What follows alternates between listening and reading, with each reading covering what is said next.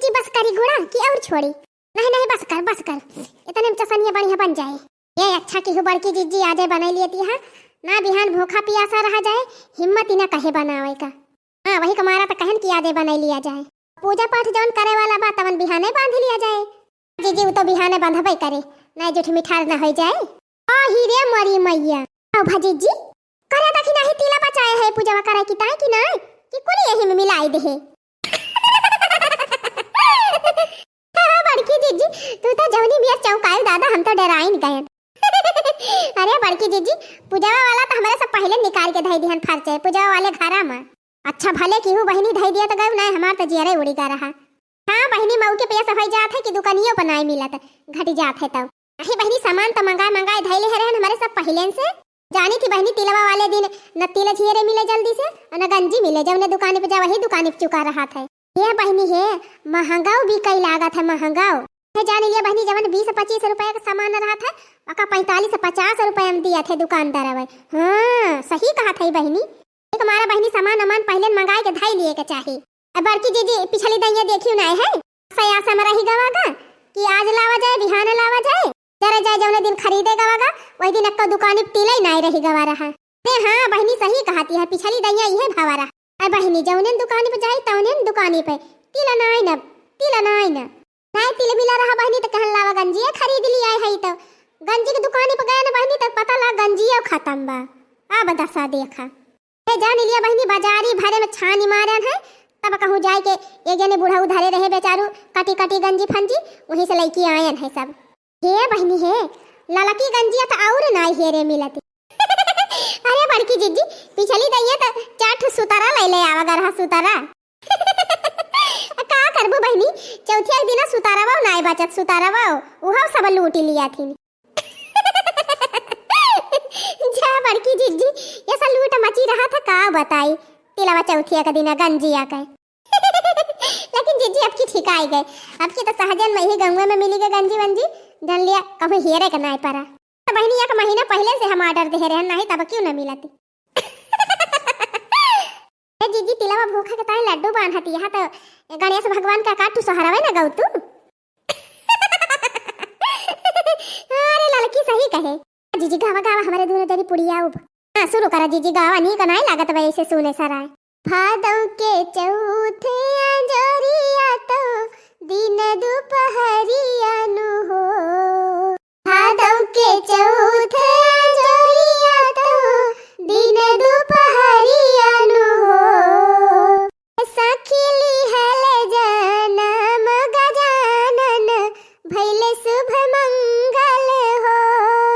सखिली हले जनम गजानन भैले शुभ मंगल हो।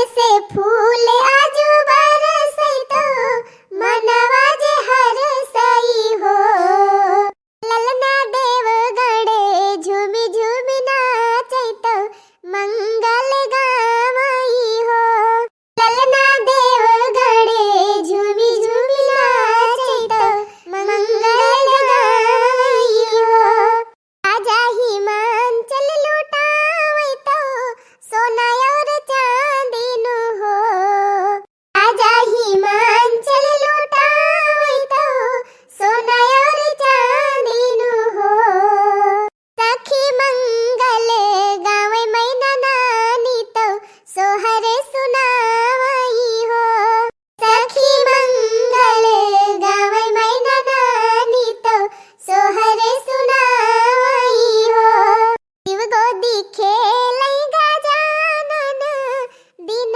बड़ा पावन हो शिव गोदी खेलै गजानन दिन बड़ा पावन हो रामा ठाढ़े ठाढ़े रूप निहारे मगन उमा मैयानु हो रामा ठाढ़े ठाढ़े रूप निहारे मगन उमा मैयानु हो मोदक आहे जी के भोजन मूसक वाहन हो मोदक आहे जी के भोजन मूसक वाहन हो रामा चतुरानन शिवनंदन रूप सुहावन हो रामा चतुरानन शिवनंदन रूप सुहावन हो वीडियो देखे वाली सभी माता बहनी लोगन का तिलावा चौथ का बहुत बहुत सारी